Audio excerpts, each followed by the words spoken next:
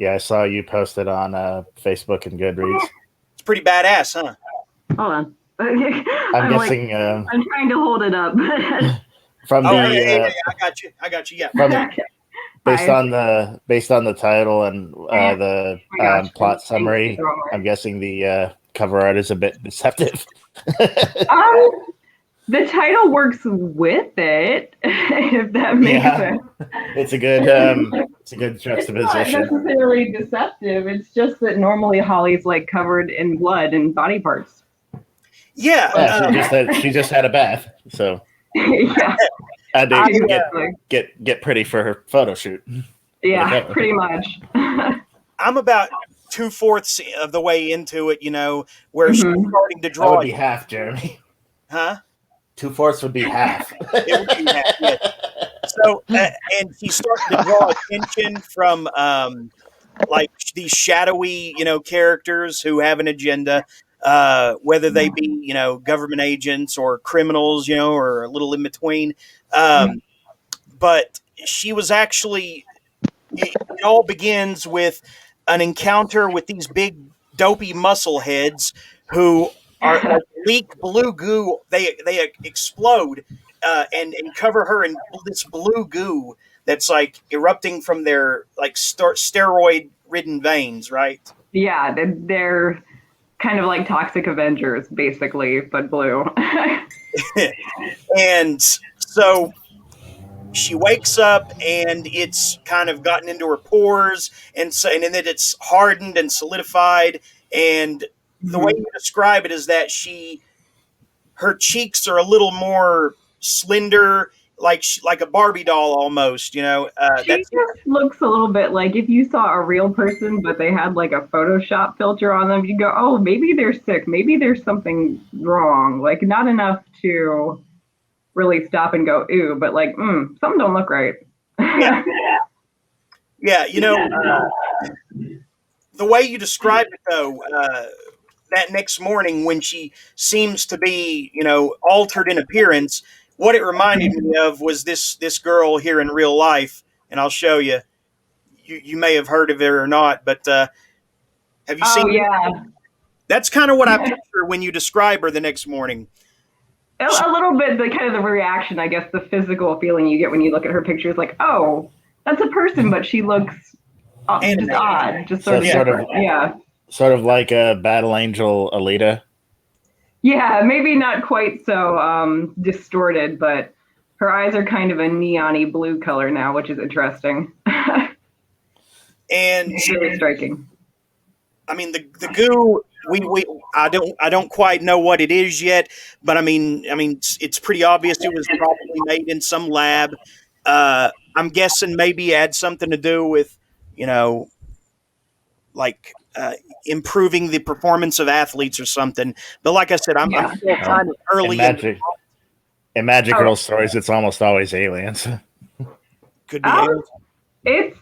I don't know. Aliens are kind of like, it's an interesting, I guess, thought, aliens, but not really aliens, more like cosmic magic that's linked to sort of like an obscure sort of god figure. You mentioned would probably be better way to describe it. You mentioned the Marvel Cinematic Universe as an influence. Yes. So are we dealing with multiverses here? Is that going to figure in at some point? That seems to be what every author is occupied with right now, is multiverses, alternate versions of this character, and that character. Mm-hmm. And the reason is because it's such a huge sandbox to get lost in. It's fun, right? Oh yeah, I mean, definitely. I have ideas for other books kind of that I'm working on right now, stuff that's not sold or under contract yet, but it all has sort of the same world building. So they're set in the same world, but different parts of it kind of happening simultaneously. So not really a multiverse, but like a bigger picture of how the magic and the world work. Are you going to write something else that may be more male centric, but within this same like universe? Yes, this is definitely my girly book. I'm working on one that's basically fairies plus The Hills Have Eyes. Wait, what meets The Hills Have Eyes? Like fairies. The Hills Have Eyes, but with fairies. Oh, that sounds amazing. Yeah, that's actually about two brothers. So there's a very like male-centric relationship. So like evil fairies? In that book. Yes. I wouldn't say evil necessarily so much as just amoral and somewhat alien in the way that they approach life and death. That's awesome. So there's only been a handful of people who have written fairies as evil or like you say, amoral or not, totally benevolent. And the only one that comes to mind right now is Shane McKenzie with, just the book titled Fairy, Fairy. Yes, I have that one on my TBR pile. I saw that when I was doing research, and I was like, "Oh, I have to read that one." I don't want to spoil it. Have you read any Graham Joyce? Graham Joyce does some good work with fairies. Yeah. Oh, he did? Oh, yeah. I have a pen at my desk. That's lucky. But I won't spoil it. I can type it in here. I won't spoil it, but the ending for Shane McKenzie's Fairy is pretty wicked. It's very ironic, but I won't spoil it. Can you guys still see me if I have a different page up? Wait, what now? Oh, I just wondering if you can still see me when I have a different page up. I was just Googling that author. Shane McKenzie? No, Graham Joyce. Mm-hmm. Yeah, Stephen Graham Jones. I think maybe his most well-known work is he's probably more well-known as an editor than he is as an author, but I think Mongrels might be his best-known work. Maybe I was talking about Graham Joyce, not Stephen Graham Jones, but my bad. Yeah, Graham Joyce, Some Kind of Fairy Tale is a good fairy-related book, and then also, what is it? Just a second. Tooth Fairy is good, and then Stormwatcher is also fairy-related. Oh, awesome! Thank you for the Rex. That's good. You're welcome. I'm just trying to get stuff, together as I'm drafting this. I'll read a little bit kind of in the beginning, and then I don't want it to be too influential when I'm writing, so I just go off and I do my thing, and then I have a big pile of stuff I get to read before revision. Well, yeah, or you can just put it off until after, right? But I think I don't know what you like, right? But pretty much anything in the horror genre. Horror is kind of like my first love. So okay, well then as far as the books that I just mentioned, I would say the Tooth Fairy would be the one to start with because that's the most horror of the three that I mentioned, right? Yeah. The other two are more, there's horrific elements to a certain degree, but they're a little bit more like, say, closer to like a magical realism. Okay. Well, Tooth Fairy is certainly very dark. Yeah. Definitely, the fairy book's pretty dark, so that's a good one. Something else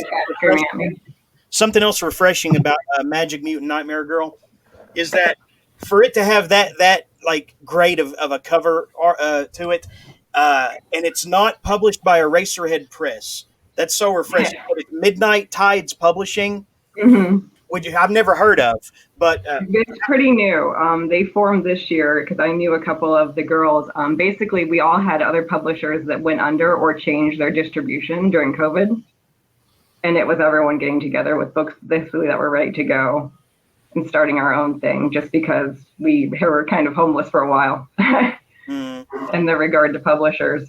What were some of the?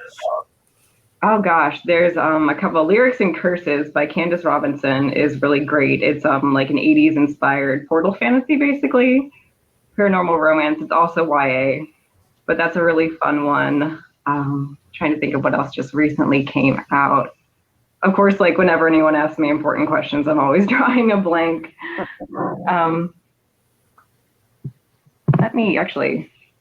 There is one of my good friends, Lou, has a great steampunk book.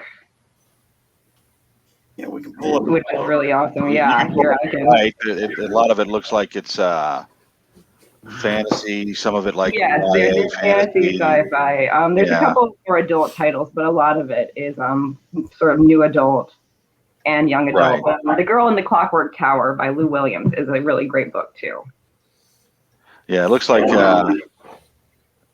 a very professional outfit to me. What I can tell. Oh yeah.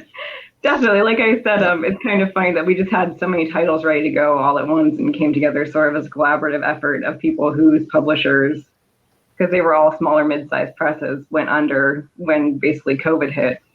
Right. Yeah, these look really good. Oh yeah, they're all great. I can definitely vouch for everyone. It's a talented group of writers. Yeah. Yeah, your cover certainly stands out amongst the pack, right? I mean, it does not. Yes. I mean, I'm not trying to be Yeah. rude by any stretch, but it certainly stands out as not necessarily belonging with the general vibe on this site that I'm looking at, right? You know what I mean? It's like, oh, what's that? You know, that seems odd that that's there even. So that's pretty cool. Right. This one looks good. Yeah. Spun Gold, Rumpelstiltskin origin story. Yes, that one's great. So, how did you guys all come together? Were you already friends, or did who? Yes, actually, it was another friend of mine, Leslie Rush, who is now with Champagne Books for her paranormal young adult fantasy, was talking to me when my publisher switched distribution. I got my contract back, and we were talking, and she's like, well, you know, I've got these friends that are doing Midnight Tide, basically. And I was like, oh, well, what's that? Maybe I should go and I should talk to them. And so I submitted a query, and I was like, here, I've got this book. It's pretty much done and ready to go. It needs like one more round of copy edits and arcs, but besides that, it's basically finished. And I didn't expect them to get back to me quickly, but in a week, Elle, who runs everything, Elle Beaumont, who's also a great author, she basically got back to me and said, yeah, we love it. We'll take it. And I was like, oh, yay, great. Because it would be heartbreaking to work on a book for so long and then, like, you know, have it go nowhere when you're that close to publication. It was pretty rough. But my old publisher went from both digital and paperback to just being digital focused with all the money sort of shakeups that happened with COVID. Right. And they gave authors a chance to have their rights back since that wasn't our original contract. So no ill will at all, just not what I wanted, you know. There are a lot of people who get into publishing and quickly realize that they're in over their heads when it comes to pace, the scale of paying your authors, the percentage that, you know, and then dealing with third parties and Amazon, and whether you do Hatchet or Lightning Source, it's just, it can get very complicated. And oh yeah, I peeked behind the curtain a little bit to do some like odd jobs or favors for people, and it's pretty crazy what goes into the publisher side. I'm glad that I kind of just have to do marketing and writing the books, you know. Yeah. Do you have a position with Midnight Tide, or are you just an author? I'm just an author. We all kind of help each other out on release weeks and stuff by doing social media posts, but it's more of a just, we throw up in the group chat, hey, I've got this coming out. Can anyone do a post, or do they want to cross post their stuff to Facebook? And we just do that. But it's more of a, we're all friends, so it's, you know, it's sort of a small little community where you don't feel like you owe anyone at any given time, but we're always happy to help out. It was something interesting.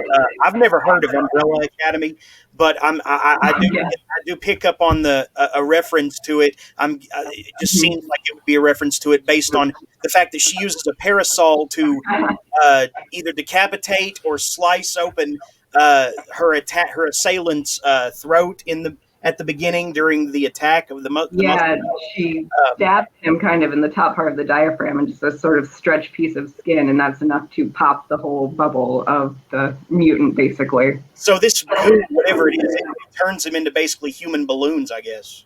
Right? It is. You'll get a little can I tell spoilers? I don't know. I don't want to like. I'm spoil okay it too with much. it. I don't know about this guy. Gregor doesn't like. He's turning into a sob sister with it, but I don't like spoilers. Yeah, but basically what it does is it makes people like sort of super strong, and they can still be like basically injured in the flesh, but they heal very quickly. And that's sort of what it does. But there's a stabilization process where your body just gets all kinds of fucked up. And that's what she caught them during. And if anything pricks you, cuts you, bumps you the wrong way during that, it's just pop. Well, what happens if so you can't get cut or you will die?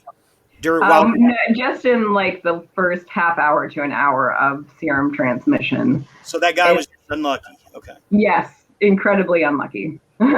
Now, are these abilities that she now possesses, like what, super strength and what else? Quick recovery? Yeah, just very fast healing, kind of like Wolverine, I guess, would be a good analog. Are these temporary or permanent? They are permanent because, honestly, the people who made this stuff never thought that they would actually have a test subject that it worked in, and they have absolutely zero idea how to reverse it. Wow. Yeah. So and it also, do we find out who developed it in this book? yes, I think you are probably with them right now. They're acting like they're cool, and they kind of are like, we're a big super secret agents, Men in Black, but they're all basically like an outfit of 4 people, like raccoons in a trench coat, just kind of trying to scrape by. I really like it. It's a strange thing because usually you look for like a lot of depth in main characters. What I like about this one is how shallow she is. Yeah. Is.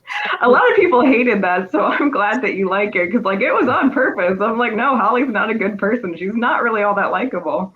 Yeah, she's not say so. I've got something highlighted. I've got it highlighted in here somewhere. A really great passage that really puts it in perspective. Right after she kills the guy, she goes home and takes a shower, and the worst thing that she's worried about isn't that she killed somebody, or that she could go to jail or something, but that they ruined her favorite dress. Yeah. And it's just refreshing. This is dry clean only. It's well, in her defense, it's almost 20 years old now, because there's kind of a cult surrounding this particular dress from this particular brand, and you can only find it secondhand for like thousands of dollars, which she could buy. But if she were to approach anyone that she knew like had it in her fashion community, then there would be just like a feeding frenzy, and prices would go up even higher. So she's like, well, I don't want to do that, and I don't want to be weird, and she's just very sad. It was important to her. So it sounds like to me, you don't have to like give us any details of what I suspect is true, but it doesn't look like you've published anything else under eringrammar, but you may have published something under a different name at some point. Is that true? No, actually, this is my first novel. I have not published anything else. Okay. All right. So something you said earlier gave me the impression that maybe you had published previously under a different name. Okay. No, I haven't. Just that I had my contract before, but that was still under my name. It used to be we were going to put my middle name on the cover, but then there was no room. So now it's just, instead of Erin Elizabeth Grammer, it's just eringrammar. Okay. And, how long were you working on this novel? Oh, gosh. I started the first draft in May of 2017. And now it's almost May of 2021. So it's been about 4 years. You worked on it for 4 years?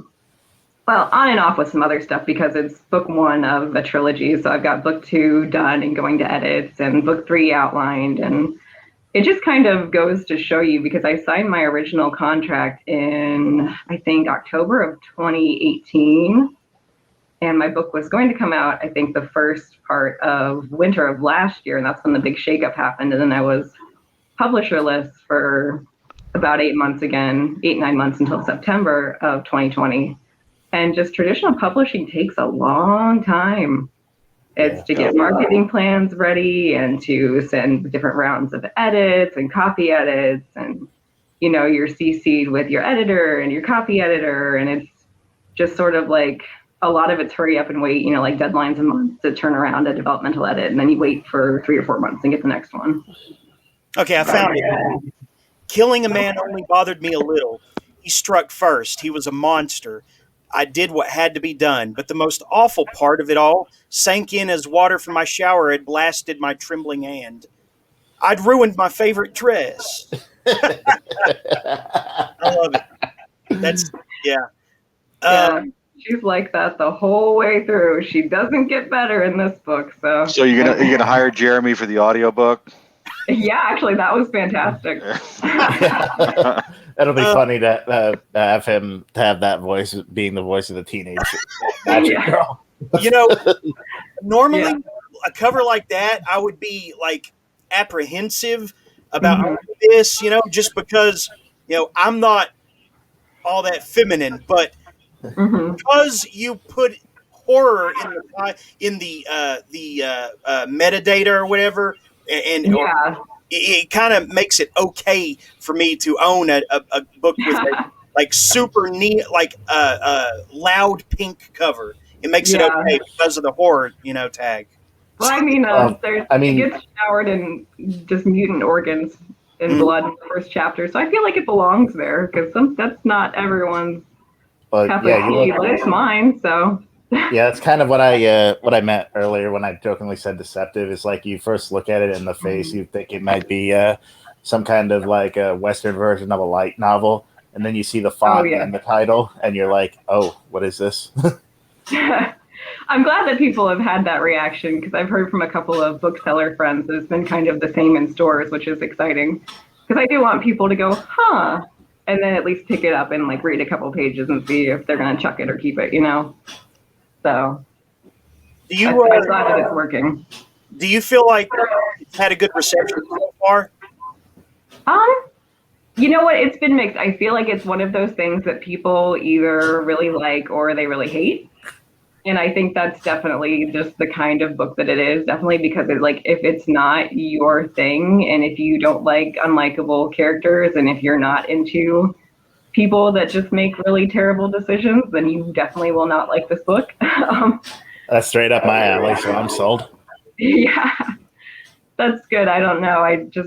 I have trouble with the idea that your characters have to be, you know, perfect and no flaws, and you have to be able to self-insert and agree with every decision they make. Because to me, that's boring. I want to read a character who I want to shape, because I'm like, why would you do that? To me, people confuse likable with engaging.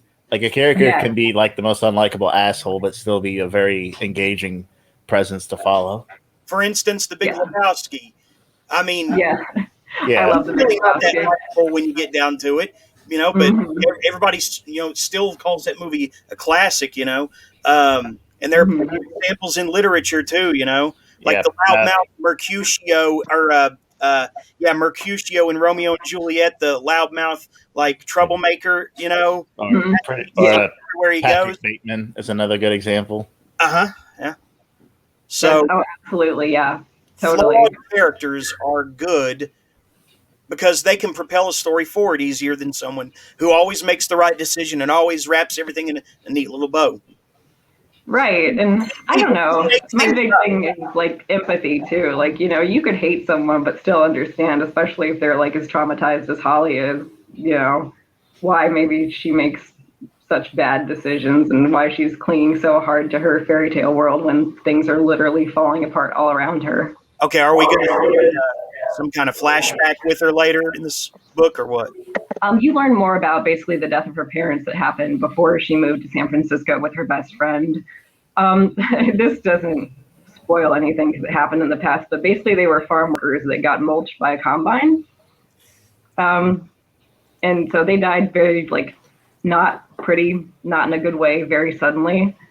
And so part of her persona that she's built up is, I don't want anyone to get too close to me. I want everything to be perfect in my own, you know, my own little bubble. And I'm not going to make friends because what if they die too? It's, you know, it's one of those. She has made herself this perfect little porcelain China doll world because she does not want it to shatter. And that's what I did in this book. I took a big old sledgehammer and went, nope. Oh, the world's perfect. Oh, here you go. You're a magic girl now, bitch. Yeah, with the worst possible powers for someone who wants to be dainty and unobtrusive. Well, the LGBT is mentioned as one of the sections for the book. How do you factor in? Because I haven't seen an example in the book yet that I know of. What is the connection to that? Is that you? I think all of the characters' sexualities are discussed at some point in time, but it's not an issue book. It's just more like, oh, I like girls and guys, or oh, I use, you know, she and they pronouns if you want to put my info down in like a cop log book. It's all very casual because I didn't want to make it about people's sexualities. It was just a part of the characters that kind of worked its way organically into some parts of the book. Like Holly's bi, and you'll see her basically thirsting after different characters throughout the whole series. For instance, what? Sorry. You really got distorted there. I know. I don't know what is with that echo. My gear is malfunctioning or something. Okay, the guy with the fake badge. That's kind of. Yes. Is she lusting after him a little bit? I haven't. Yes. Brandon has sort of a problem in his life, is that he's very mission oriented and very uninterested in relationships, but he's pretty attractive, and so a lot of people are very sort of interested in him, and he'll talk about that later in the books when they first get to know him, until they realize he's kind of a tool when he's trying to be in charge of things, and just sort of very quiet and awkward at all other times. So Yeah. Maybe after you get past the 2/4 mark, you'll be able to see that. Yeah, I think Get about to the 3/6 everyone mark. kind of unveil themselves as you go forward. But yes, he's sort of the main love interest, so nothing really super romantic happens in this book at all.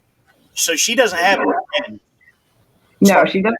She doesn't have a partner, no girlfriend or boyfriend, because her whole ethos is I don't want anyone close to me ever again besides her best friend, who just basically will not be forced out of her life no matter what. You know, the person that she followed all the way across the country To San Francisco. Yes. Is that place really as crazy as I've heard? Do you know? Yeah, actually, I have family that live in the area. It wasn't super crazy about 10 years ago, but I think it's just depending on what area of town you're in now, it is more so than it was, because there's been a lot of the housing crisis and prices skyrocketing, forcing people out of their homes, and that kind of creates, you know, sort of economic disparities and the issues that come with it. But it's definitely a beautiful place to visit, though. I would suggest it. I loved going there to visit my grandma when I was younger. You're in there. I'm sorry for that. You're in the Pacific Northwest, right? I'm actually in SoCal, so I'm right by Mexico. I'm in like the San Diego North area. Okay. Do you ever get out to conventions? I mean, Yeah. aside from what's going on right now, I mean, you know. Oh yeah, Comic-Con I used to go to every year. Then ALA, which was one that was up in Los Angeles, was another big one. Anime Expo. I used to love going to cons. There's a big steampunk convention here, too, a gas lamp gathering. That was always fun. I really missed that. It was a quiet year. You know, if this whole thing with COVID, you know, calms down enough, because they're starting to open up conventions in some areas. Mm-hmm. Yeah, I saw Comic-Con announce their tentative dates for Thanksgiving of this year. If Midnight Tides can really get behind you and build some sort of get some sort of, you know, vendors booth or something for you to advertise this book and everything, with a big, you know, poster board or a design of the and like maybe a giant dollhouse, you know, that represent characters from the book. I mean, that could be really rad to pull people in. Yeah, it's funny that you say a booth, because I know one of the people I met who also has a yard sailing business, who works on the small press sort of board that puts together who's in the vendors hall. And so I've been stalking that page, waiting for applications to go up, and I'm going to bug everyone, be like, hey, if you want to come, you know, pack into my house when everything's safe, and we'll all be at a table at Comic-Con if we can get in. What are some authors or books that have informed your style over the years? I mean, oh gosh. Yeah, I mean, looking at the cover, it's obvious, you know, Sailor Moon was an influence, but were there other like animes and magic girls that inspired it? For sure. I always loved Sailor Moon. I actually liked, this is kind of a horrible one, but Dead Man Wonderland, because it was just really twisted. Never heard of it. It's basically an amusement park where convicts are sent through like a meat grinder, quite literally, to see like who's worthy of eventually leaving the place. And so they throw like kids into like the Hunger Games, but a Willy Wonka version of it.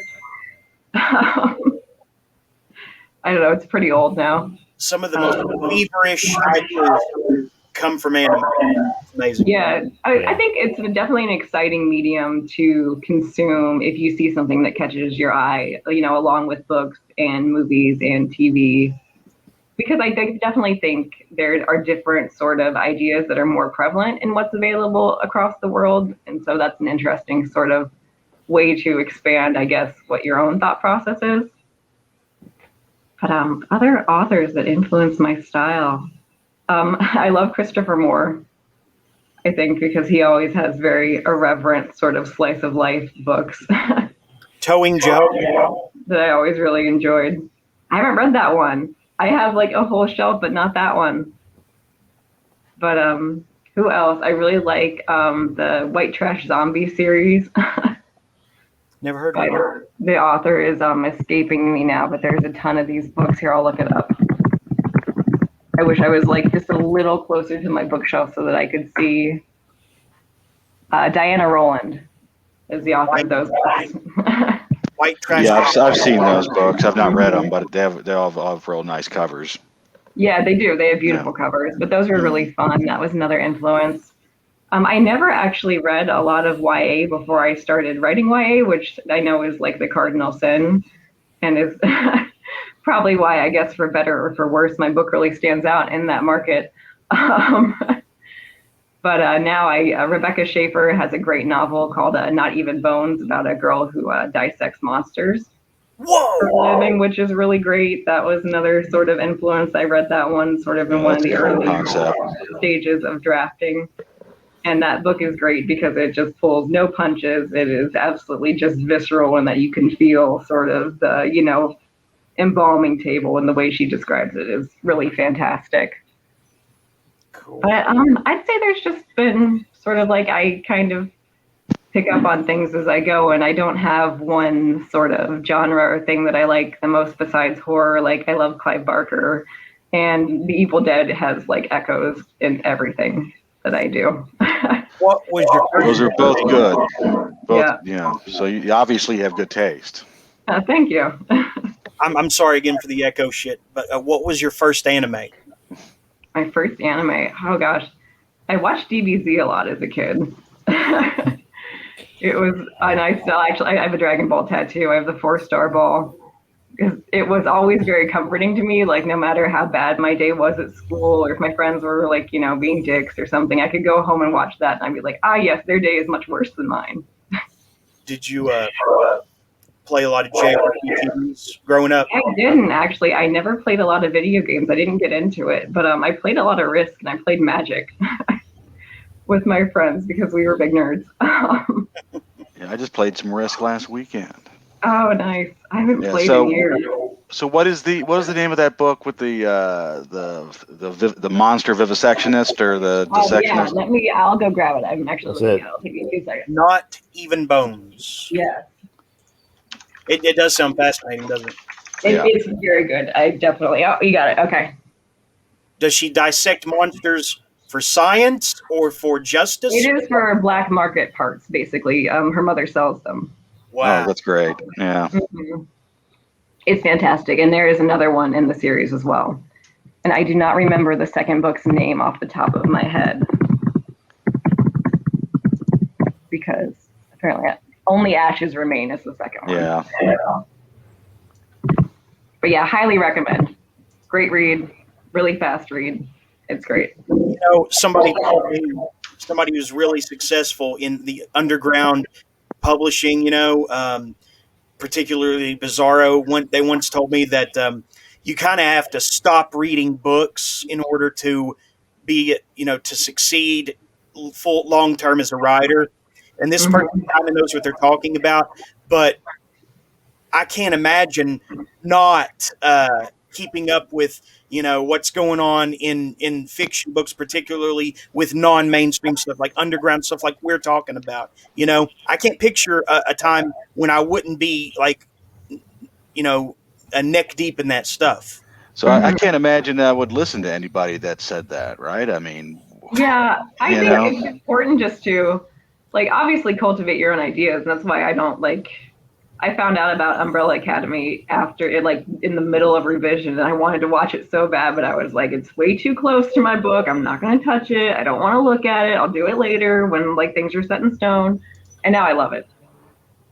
But basically it's I think you want to keep your finger on the pulse of what's happening, but also just give yourself sort of time to, I always say, stare off into space and just think about 2 of the weirdest things you can mash together, and then throw a little bit of blood or a little bit of glitter on it. Right. Or just read outside the genre that you're publishing in, right? I mean, yeah, absolutely. Yeah. So I find all of this super fascinating. I should probably head out soon, but I really appreciate listening to your process and the ways that you've been writing your book. Oh, thank you. It's been great. It's fascinating. I like the well, I don't know what the term would be, but I like the way that you describe your writing, how it's like you're like using some tropes in interesting ways, but like you're also like coming up with like your own way of writing it. And I like how you do both.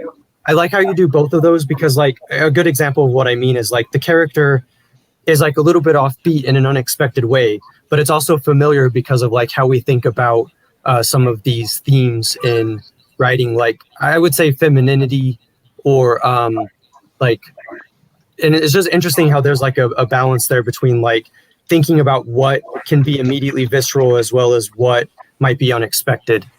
So I don't know if that made sense, but I like the aesthetic because, I mean, I don't know enough like too much writing to like know like what it reminds me of, but I like that there's this mix of familiarity and the unexpected. So Phoenix Thank has you. published, That means a lot. Phoenix Yeah. has published like 10 things. He's being really modest right now, or trying to be, but he's published about 10 things that are each 700 pages long. So, Phoenix, what is your last name? it's just Oh. Phoenix. Okay. Phoenix Yeah. and Phoenix Rises. Phoenix Rises, yeah. Yeah. Kid, Contorted I want to Royal. look at everyone's books. Yeah, The Street Kid is probably his main work, I'd say. Awesome. I need more stuff to read, so that's super exciting. Everybody here has written more than one book except me. So, yeah, all these guys could probably, throw their books at you. I mean, Yeah. Seriously, like, do it.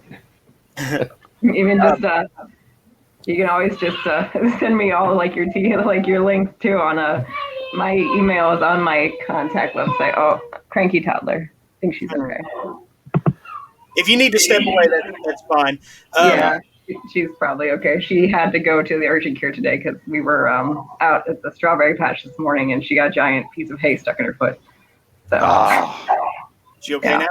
Yeah, she's okay.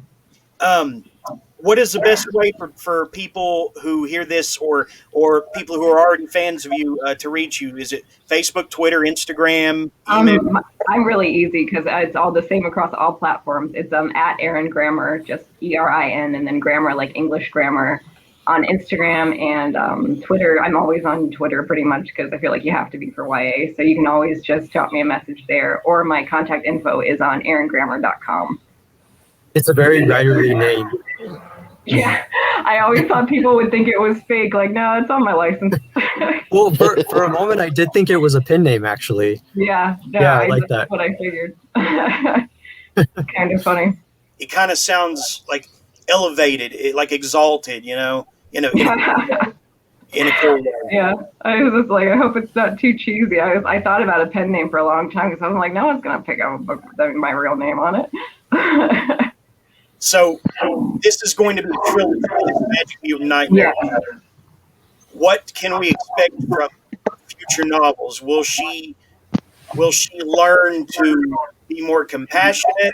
Will she double down on her, selfishness? What do you think her journey is about?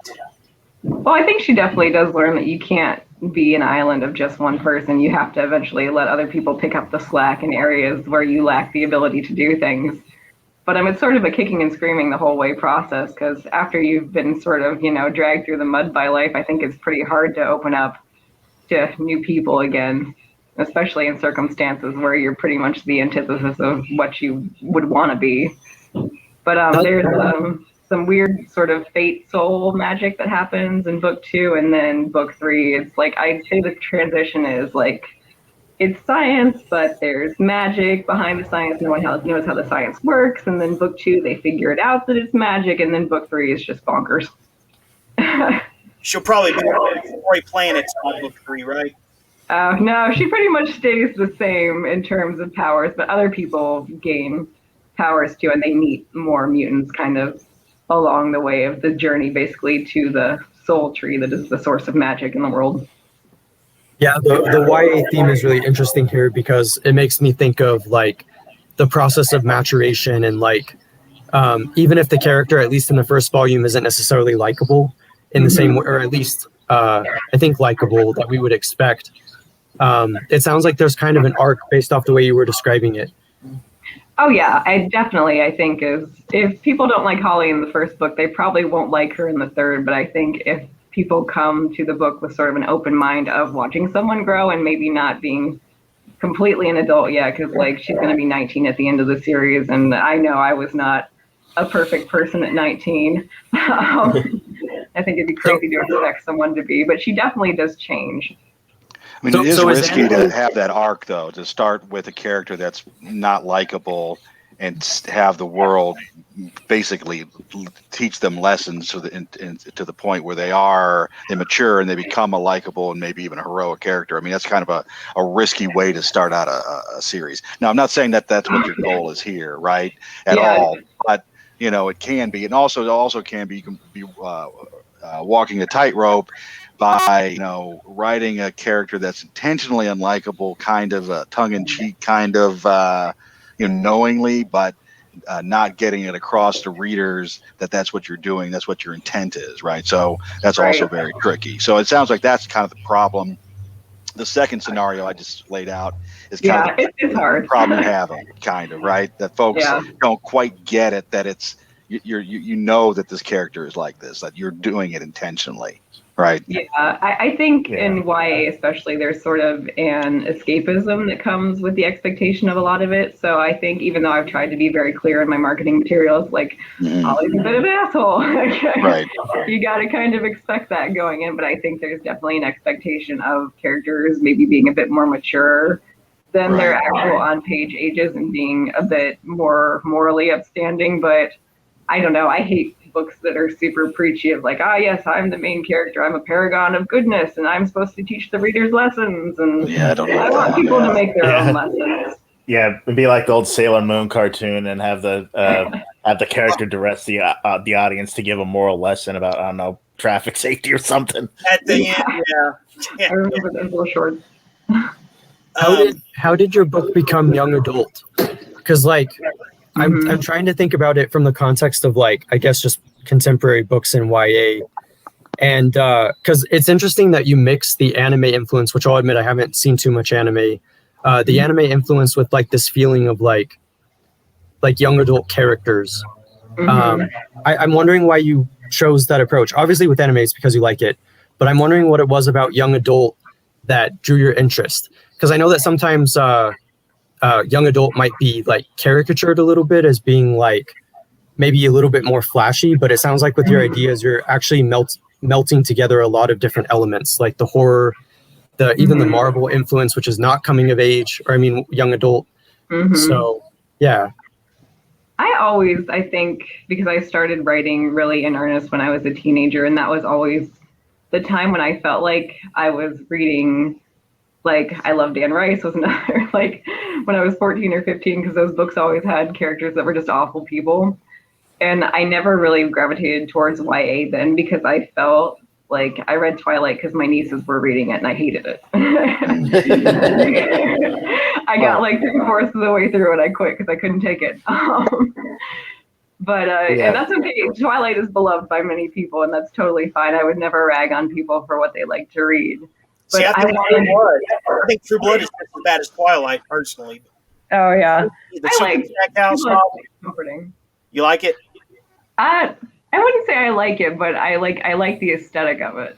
You want to? So have you read Lost Souls by Poppy Z. Bright? No, I haven't. Okay, that's a really good book with a bunch of reprehensible characters in it. Okay, I'm writing that one down. Exquisite quotes too. Church Mouse is the greatest vampire book ever written, and there's a character that's thousands of years old, and he's a real bastard. He's legit bastard named Serge, who was around during ancient Egypt. He goes all the way back there, and he is one of the most fascinating characters I've ever read, other than Holly in this book. Oh, that's so nice. But yeah, Church Mouse is an awesome vampire book that is not Twilight-like at all, if you want to check out a good vampire book. Yes, I actually haven't read vampire books in like years, but I'm kind of getting the hankering again because I have another friend that I know in the book community, S.P. Gibson, who just wrote a book called A Dowry of Blood, which is like a Dracula's Brides reimagining, and that's a fantastic book. That's a good name. Yes, it's really awesome, and it's doing really well too. And that's another small indie pub book, so I'm really excited about that. Vampire, I think they'll always have some staying power. Zombies, I'm pretty much burned out on. Yeah, I get that. After The Walking Dead, I was kind of done too. I mean, they've made them fast. They've made them talk. They've made them cognizant of their actions. They've made them everything you can imagine, with every different kind of virus concept. There's not much more you can do with zombies. I mean, I think that the voodoo zombie has some mileage yet. Really? How's that? Actually, no, that I might agree with. Yeah. How so? I just don't see it often, right? I think you could probably take that concept and do something with it, right? So, but I mean, the undead zombie, all that, and virus zombie, fast zombie, slow zombie, all that shit is pretty much played out. But I think you could probably do something with the voodoo zombie, concept. It's kind of funny. It's kind of funny. The last place I read a book that had a voodoo zombie was a James Ellroy book. Oh, really? Yeah, there's I can't remember what it's called, but it's like the last in his American tabloid series. There's a part where one of the characters is down in Haiti, and he actually gets put under a zombie voodoo spell, and he breaks himself out of it when a rat crawls in on his face, and he bites down on it until he breaks the spell in his head. Holy crap! Wow. Yeah, James Ellroy can get really out there. No, I like that though. That's kind of my shit. So. Yeah, definitely check out James Ellroy if you like crime stuff. Mm-hmm. Hey, Erin, how long do you think you can hang around? Because we've got another co-host that usually comes on at I guess 7 your time, or 6 your time, in 9 hours. What do you think you can hang around for about 25 more minutes so she can maybe get some questions into? Oh yeah, sure, of course. I can stay I blocked out till 7, but I'll probably end up going a little bit early since we had such a crazy day here. But yeah, I can definitely stay on for at least 20, 30 more minutes. Great, because she said, will Erin still be there, when I come on at my usual time? And I said, yeah, I'll try to see if she'll stay. Oh yeah. I blocked off at least an hour and a half. So what's your favorite Clive Barker book? Oh gosh, I just I really like the Midnight Meat Train short story. That's a really good one. Yeah. The books of blood in general are the books of blood are still probably my favorite. Yeah. Well, what about novels? Novels, gosh. Yeah. I don't know. I actually remember reading one of his fantasy novels years ago. Than the novels. Oh, you should read Magica. That's a fantastic book. I just I had a friend who came to visit right before everything COVID happened. Actually, the book thing behind me, he got me the Yattering and Jack, the little graphic novel. Oh yeah, that's a good story. Mm-hmm. Yeah, there's Magica is like a massive, epic, crazy ass fantasy horror novel. It's fantastic. Yeah, there's a graphic novel adaptation of Rawhead Rex that I very highly recommend. I've seen that. Oh, nice. Yeah, I wish I could remember who the artist was, but I think it's a really great adaptation. I actually know what you're talking about. Yeah, I actually didn't know that Clive Barker actually wrote some plays, but I ended up buying that recently since I'm working on a book of plays. Yeah, he's got two collections of plays, I think, 2 or 3. I actually went to school for playwriting, so that's funny. Yeah, Ben's working on one now, right? We're writing a play right now, Ben? Well, I'm working on a book of plays. It's just it was actually kind of funny, the story behind it, because I just write plays because, I kind of just do what I want to do. And I made a joke post on Facebook, I should stop writing plays because nobody's going to write them, but I'm going to write them anyway. And then a guy who is a publisher messaged me and, offered me to publish them. So now I'm working. I've got a contract to finish that. That's amazing. Congratulations. Wow, that's great. The universe stepping in for you there. Yeah. Frank, you're crazy. Frank, you're crazy about Mr. Be Gone. That's not a very good book. A lot of people didn't like that one. I mean, there's one section in the middle that's great. that is truly disturbed. But overall, it's not a very good book. That's like some kind of trunk thing that he grabbed because he had to publish a book and he was just painting paintings or something like that, and they just wanted to get something out there. So Yeah. Are you much of a Stephen King fan? Because he's like the most obvious one, but he was my gateway into like horror novels. Yeah, I read because we had a lot of Stephen King books kind of like lying around my house when I was younger. So I read quite a bit of Stephen King. I think Carrie was my first, and then I loved the cover on the edition of Desperation that we had. So I read that next. And have you read The Regulators? No, I haven't. Oh, that's better than Desperation. That's like its sister novel or whatever, It's better than Desperation. The Regulators is fantastic. Yeah. I liked the idea behind Desperation, but at the end it was just dragging so much that it wasn't like the horror element of it just kind of faded out, I feel like. Yeah, The Regulators is way better as far as pacing, and also the concept is better. It's just more Technicolor craziness going on constantly throughout. So it's very good. Yeah, what I like definitely way more. Yeah, in Desperation, the one scene that sticks out to me the most is like toward the beginning when the sheriff arrests the couple and he's like reading out their rights, and like he's saying like, you have the right to remain silent. Anything you say can and will be held against you in the court of law. I'm going to kill you. If you cannot afford an attorney, one will be appointed to you. Yeah. Do you actually say it that way? Yeah. Yeah, he's just like reading it. A robot, like staccato. It's super creepy. Yeah. Ron Perlman in the adaptation. Mhm. I do remember. Frank's really trying to pick a fight with you here, Greg. Well, I'll win. I mean, I think Mr. Be Gone is not one of his best works. That's for sure. Frank, if you want to jump in and argue this, you're more than welcome. I mean, he probably likes the Scarlet Gospels as well, as my guess. You know what? The Scarlet Gospels is probably as close as we'll ever get to the third book of the art. Harry D'Amour, Hell, it had all the ingredients for third book of the art. But Clive Barker has been saying, I'm still working on it. He's been saying that for 30 years, I think now. Yeah, that's kind of yeah, that's his. That's his. It's probably going to suffer the same fate as the last book in Game of Thrones. Yeah. Probably, yes. Yeah. But, It's like even if it does ever get, it's like Chinese Democracy. Even if it does come out, it's going to be a disappointment. Or the last Tool album. Yeah. Or the third Patrick Rothfuss book in that series. Yeah, that's never going to come out either. Yeah. Third what? Book, Patrick Rothfuss's fantasy series. I can't remember what it's called. The King Killer Chronicles, I think. Oh, okay. Yeah, that book has been I think postponed 5 or 6 times already. Yeah, that's not coming out. Yeah. Yeah. But that's got fairies in it as well. But go ahead. Sorry, Ben.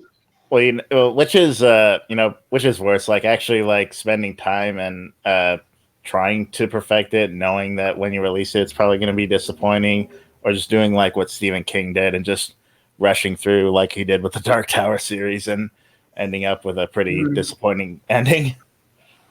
Yeah, I didn't like the Dark Tower. I don't know. I guess because I was expecting more traditional when I started. Yeah, I'm not a big fan of the Dark Tower. There's about 3 good books sprinkled out between 7 books, right? I mean, Come on, man. Yeah, there's about 3 good books worth of material spread out among 7 books. It's a lot of Which one? It's sloppy. Which ones are you saying are the good ones? I'm saying that there are. Well, okay, there's one really good one, and that's the Drawing of the Three. Yes. Right. Yes. And then everything else is there's bits and pieces sprinkled throughout the books that are great, but there's not another book in that series, in my mind, that is in and of itself a very solid book. And Drawing of the Three is definitely one of my favorite Stephen King books, but I can't say that about any other of the Dark Tower books. Song of Susanna was solid, man. And the Dark Tower was absolutely GD riveting until that last chapter where he basically breaks the fourth wall and says, you're not going to like this ending. Why don't you just not even bother reading it? And then it was back to the beginning, that bullshit cop-out bullshit. Right. I mean, but you're one of those people that likes Blaine the Train, I think. So, I mean, I can't. Well, I like Blaine the Monorail, yeah. I will defend that to the gallows. No, it's Yeah, not. I'll That's awesome. say that's terrible to the gallows. That's the worst thing almost ever created. He was You going are for completely this wrong. Lewis Carroll. He was going for this Lewis Carroll type feeling and having it play off Roland's like Western badass character. He was going for that Alice in Wonderland feel. I could tell. I know it. I mean, Well, Yeah, he I failed. get that feel, but I don't. This is terrible. But I actually don't like Alice in Wonderland either. I don't know why. It's just like, and I so love. it seems like it would be right up your alley. But I know everyone says that. It's just I think it's because I'm so meticulous about like world building and through lines and stories, and that and like Fantasia were always just way too like kind of everywhere for me that I didn't have like a big thing to focus on. So you need like world building. You can't just go with whimsy. Yeah, like I like whimsy, but I also like to like kind of get the logic sort of behind it, or even a hint at the logic. If I have just like a whiff of it, I'm good. so Yeah, I'm big into like surrealist like worlds, so I'm cool with like not having like a solid world. If anything, I think if something is more absurd, it more reflects my own experiences. That's true. I could see that. Song of Susanna, I think was like. Is that the one where it's like the whole book is a flashback, or is that a different one? That's Wizard and Glass. That was Wizard and Glass, yeah. Oh yeah. So Okay. Mr. Frank from the Bazong podcast, our brother podcast, is on here. And Frank, by the way, check out that beautiful cover. Mr. Frank! Doesn't that look like a breakfast cereal box or something? I mean, it makes me want marshmallows and like sugary, I don't know. It just, I can feel my teeth rotting just looking at it. It's so sweet. Yeah. Well, it's sort of a painful book in places, so I think that works. What do you think, though, Frank? The cover of Magic Mutant Nightmare Girl. Yeah. Yeah, it's pretty perfect. It's I like the dichotomy of the image versus the font.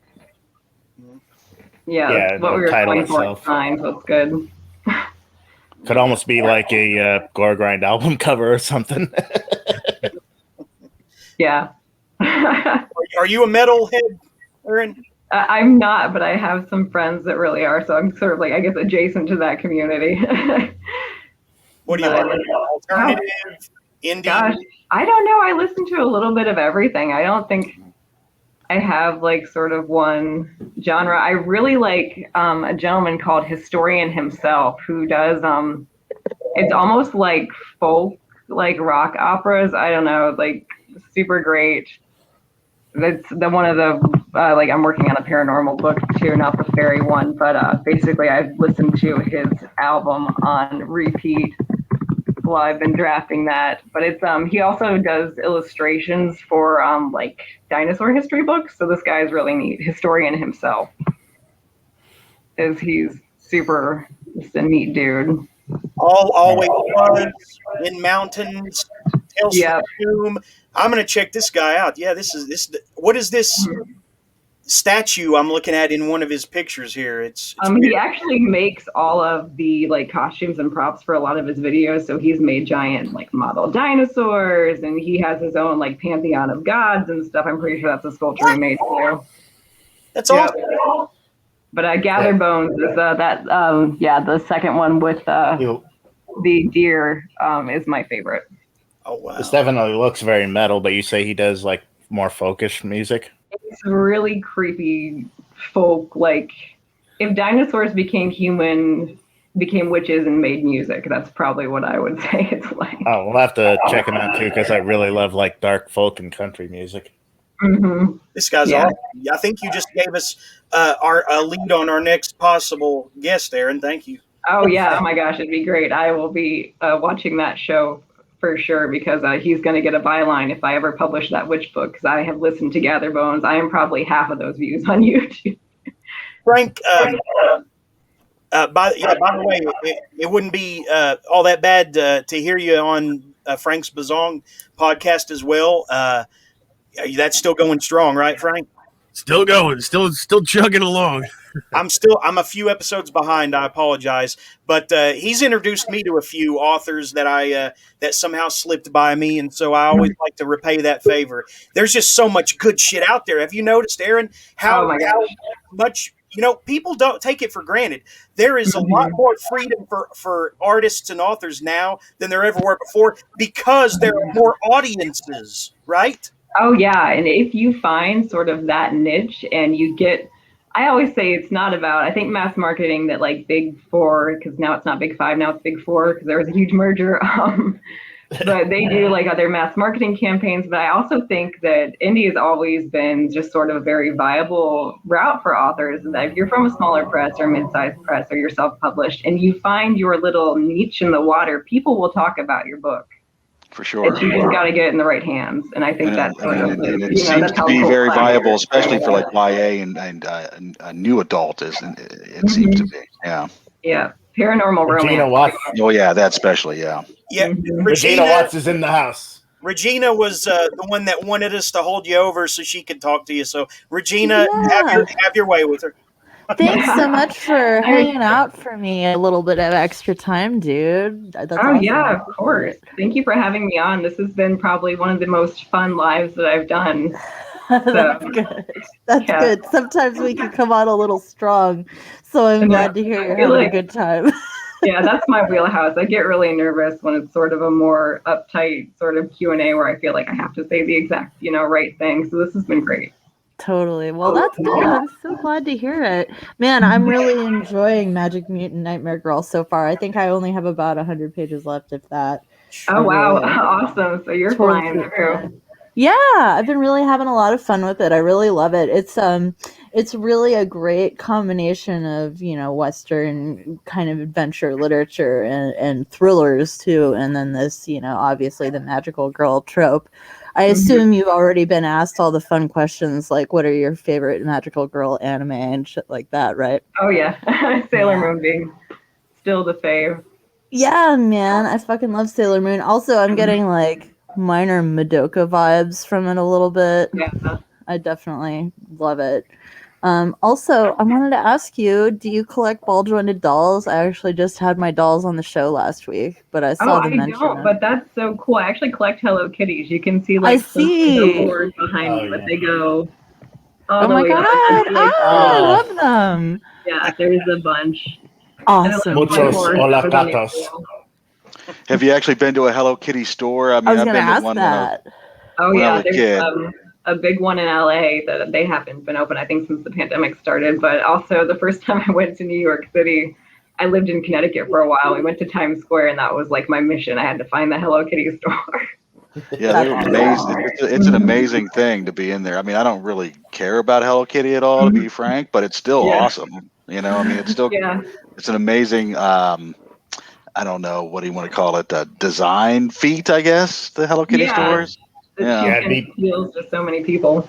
Yeah, it'd be something I'd want to visit just on the grounds. Is much like Erin, I'm a complete weeaboo. So, I was talking about like the production design of the store itself is what I'm talking about. But the design of the doll, the character as well. But the store itself is really interesting. So yeah, it's almost like going through like. Oh, I guess, like Science Museum as kids used to have like dioramas of different storybooks and stuff. Sometimes it's like that. Yeah, it's very cool. I went to a Pearland too, which is like her amusement park when I went to Japan. It's called Pearland? Pearland. Puroland. Oh, okay. And that's I thought just you like said one Pearland. Yeah, it sounds like something Ben might like. But, it's like a giant Hello Kitty store. I don't know. It was super fun. I had a good time. That's awesome. It does sound cool. Actually, I don't know. Did you make the pipe for the doll too, Regina? Oh no, I didn't make the pipe. I just bought it from Etsy. There's such a great community of people who craft all kinds of different little various props for ball jointed dolls, and I just was browsing randomly the other day, and I saw that somebody was selling a little set with like a little pipe and little miniature weed nugs and a little So that's not an actual. That's not an actual pipe. I actually thought it was. No, I wish it was. I wish I could light up for her. That would be hilarious. I mean, my own pipe is roughly about that big. Do you want to show them off to her, Regina? I want to see. The dolls are that. downstairs. I thought about bringing one up, but I left them downstairs, and I can get them, but then the cat will chase after me. So Okay, let me know your social media if you have pictures of them. I will look. 'Cause I think it's so cool. yeah, man, I'll definitely look it up. No, I loved it. I got a little excited. I was like, oh man, of course, and she's coming on earlier than I usually come on tonight because I was like, damn, I could leave out with this chick for hours. No, damn. See, it's like I come on late and I don't know what questions have already been asked, and I hate to, re-ask anything. But I guess really what I'm really just interested in is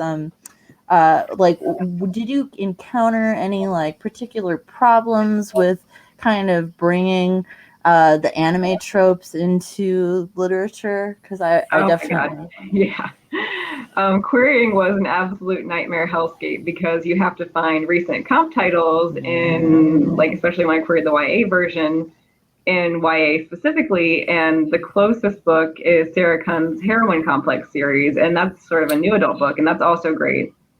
But it was just because everyone's always looking for, well, if I could sell this, I could sell that. So because I'm like, it's like Sailor Moon and Marvel, and everyone, even if people like Sailor Moon, they're like, well, I don't know how this is going to translate to the aesthetics of the book, since books are very cerebral media. It's not like you're watching a television or something like that. So I think that was challenging.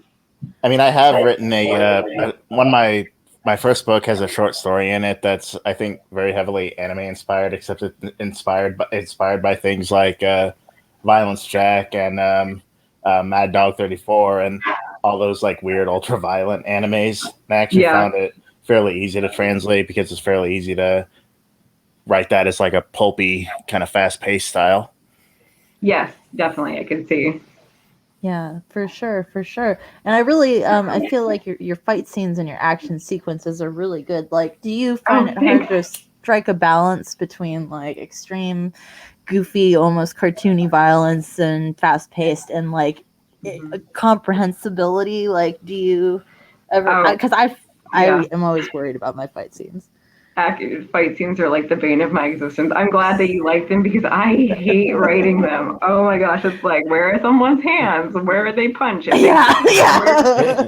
like, I think the end product is fun, but like going through fight scenes, I like would put it off. If I had to edit something, it was like, I'm doing a day for the fight scene by itself because I want to touch it. Totally got it. But it's like, I think my sort of whole thing with pacing is that, especially because I think it's a pretty fast-paced book, and it's so funny because I heard 3 people in the same day say it was too slow, too fast, and just right. Wow. It's like, okay, this is a span of 3 hours. Like Goldilocks. Just like, whatever. I think that's probably a sign you're doing something right. Yeah. I know, but it's like, I always want to kind of intersperse like very quiet, calm moments with moments of just sheer panic, kind of like a roller coaster, because I guess that's what life is too. Yeah, totally. Even on your worst days, you have that moment where you get to sit down and like, have a drink or smoke a bowl or just take a breath. And there's just sort of those moments in the book too, because I think that's after like, the adrenaline rush sort of reveals who people really are when they finally get to sit down and have that second. Right. I think that technique's called scene and sequel, I believe is what it's called. I don't know. I wish I knew technique, but that sounds right. Scene and sequel is what it's called. But I mean, if you have too many action scenes back to back, people get tired, right? They need at least a little bit of a rest. Yeah. Yeah. Mm-hmm. Totally. I feel like trying to make a novel out of John Wick. Yeah. Even like old like men's adventure stuff would have, breaks in between all of the violence. Yeah. Mm-hmm. For the hot sex babes that you met during the last violence scene. Exactly. You gotta tie it together. you gotta have just the right balance of the sex and the violence. Right, exactly. It's a very careful chemistry. Which I mean I'm really loving just the various homages to the different, like, I definitely get aspects of Tuxedo Mask and some of these characters, and it's just like, I don't know, it's a really fun nostalgic book to read. So good job, dude. Thank you. Definitely the rooftop scene reminds me of like very Sailor Moon tuxedo mask sort of vibes, and that was intentional there. So that's cool. Totally, man. No, you should be proud of yourself. It's really a fun book, and I think it's great. So I'm really excited to see more coming down the pike. Thanks. Yeah, man. So how long have you been writing? Just catch me up to date on that. Oh gosh, probably forever. I was talking about earlier when I was a teenager, because I just never had like books for teenagers that I wanted to read. I always read adult books because they felt more real to, I guess, a teenager going through very adult problems. Then I didn't like fluffy books. Like I didn't like Twilight. I didn't like The Hunger Games, even though The Hunger Games is a really rough book. I never connected with it, even though that was more college for me. But so I started sort of writing my own worlds that I thought were more interesting. And I guess that's now why I want to write for teens. I want to kind of bring sort of a different perspective to the industry, one that's more of a mirror than this is a list of things you should be. It's more of it's okay if you're kind of flawed and fucked up as a teen, because honestly, who isn't? Yeah. Totally. But for me, oh, go ahead. For me, like the whole YA thing has become a little, I don't even know what it means anymore, because nowadays it almost seems to mean like, oh, the characters are teenagers. That's where it fits in the market, yeah. Yeah, which of course seems odd to me, because I can think of a lot of books with teenage characters that I would not actually recommend to teenagers. Yeah. Well, I had it kind of explained to me when I was working at the library. I got to be friends with the YA librarian, Jackie, who was going to school at the time for, to become the YA librarian, basically. And so she was explaining to me that it's like almost at this point YA has kind of branched into 3 different genres, where there's like young adult, and then there's like young adult, and then there's like kind of older kids. Mm-hmm. So it's a little more of a range than most people would think, I guess. Yeah, I mean, it seems like it could almost be anything. I mean, have you read anything by like Margot Langen, or I don't know how to pronounce her last name, Langen, I think? Black Juice, have you ever heard of her? That name sounds very familiar, but I haven't read her work. I mean, her stuff's very dark. It's it doesn't read like anything that anybody would imagine a young adult work reading like, So, I mean, I think she's an Australian writer. Yeah. And I recently read... I know a little bit about the Australian market because I have a friend from there whose book is also coming out soon. It's a gothic romance, and it's also YA, Lake's Edge by Lyndall Clipstone, and that's going to be cool. There's like dark gods and a crumbling manor. Very excited for that one. Cool. But so I guess saying back, when did I start writing? Yeah. I just wrote down my own stuff, and then I went to school at Ohio University for playwriting. And I was going to ask you, so are you from Ohio originally? I caught mention to it in the book there. I kind of bounced around a lot as a kid. Like I was born in Ohio, and I lived in Indiana for a long time.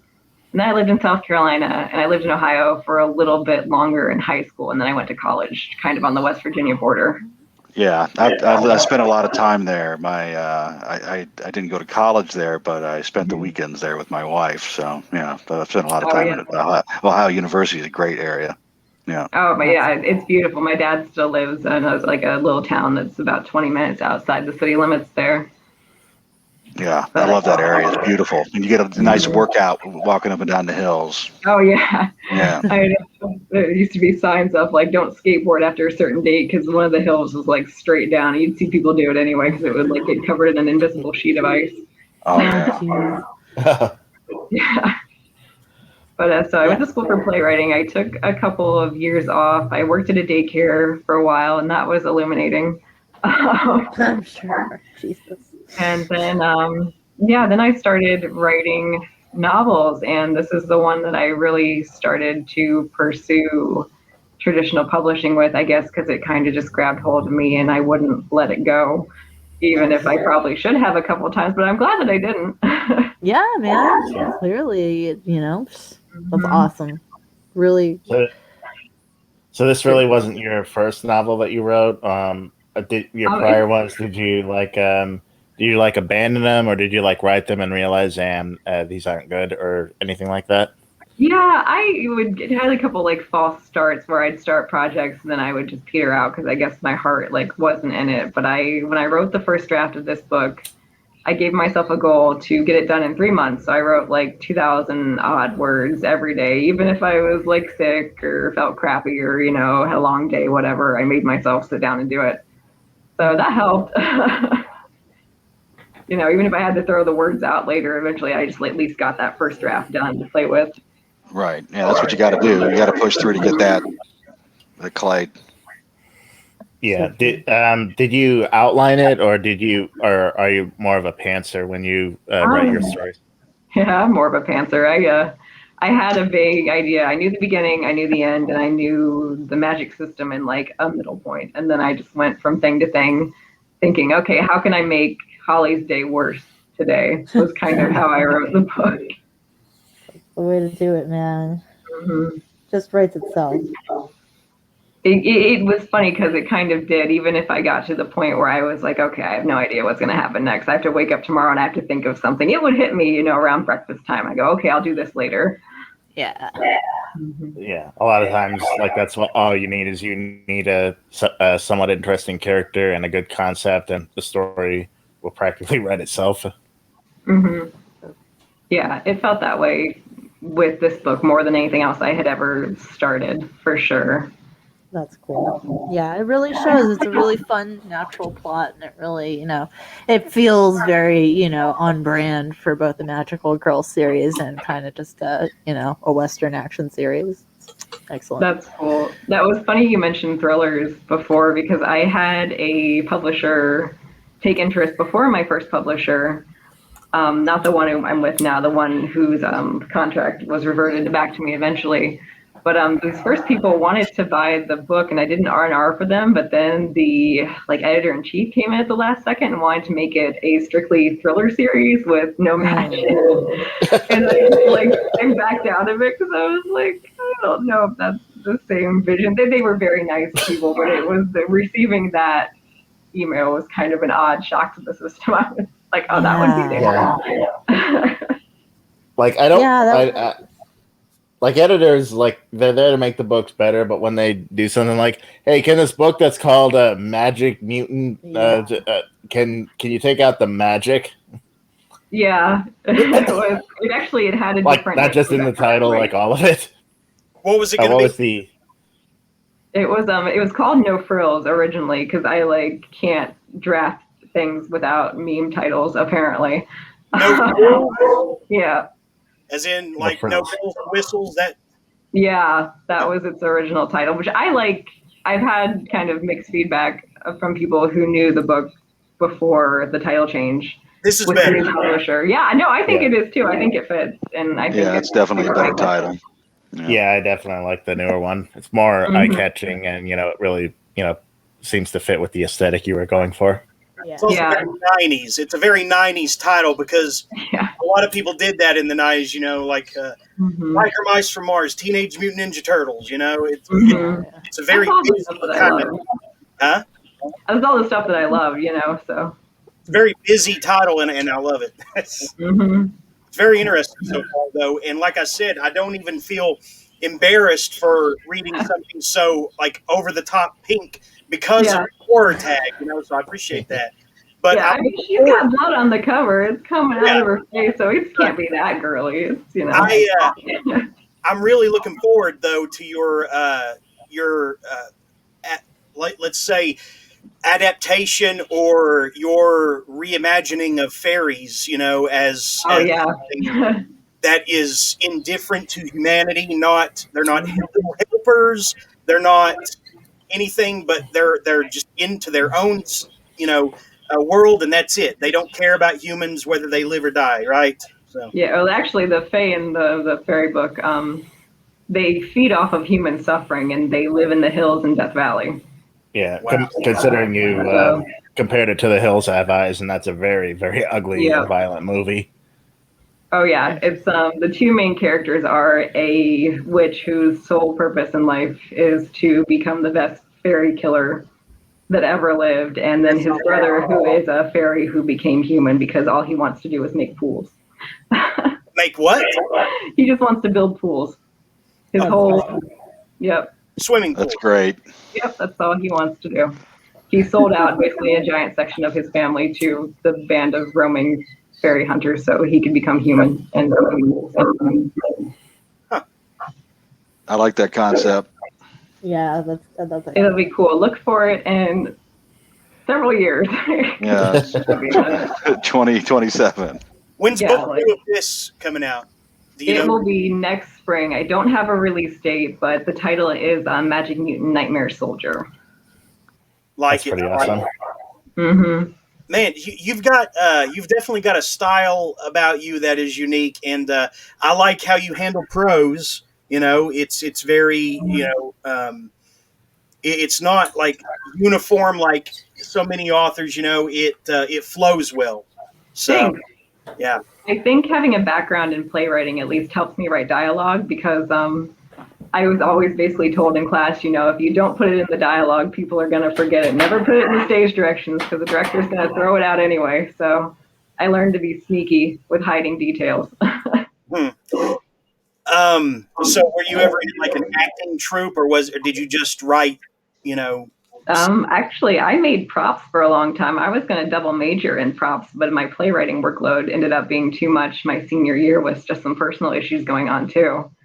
But I would make basically the stuff that you see, on a table backstage. Like for one, we did a post-apocalyptic show where we made a wagon covered with voodoo dolls. So I was the person that made the voodoo dolls.